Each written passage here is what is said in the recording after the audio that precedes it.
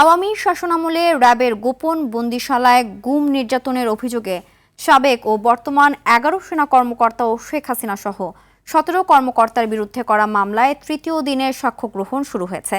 বিচারপতি গোলাম মুর্তুজা মজুমদারের নেতৃত্বাধীন আন্তর্জাতিক অপরাধ ট্রাইব্যুনাল ১-এ চলছে এ সাক্ষ্য গ্রহণ। একই ট্রাইব্যুনালে ডিজিএফআই এর জয়েন্ট ইন্টারোগেশন সেলে গুম নির্যাতনের মামলায় শেখ হাসিনা ও সেনা কর্মকর্তা সহ ১৩ জনের বিরুদ্ধেও হবে তৃতীয় দিনের সাক্ষ্য গ্রহণ।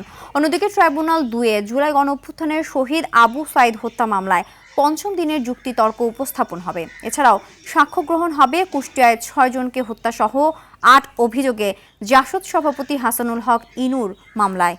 সকালে এসব মামলায় গ্রেফতার ১২ সেনা কর্মকর্তা সহ মোট ১৯ জনকে ট্রাইব্যুনালে হাজির করা হয়েছে।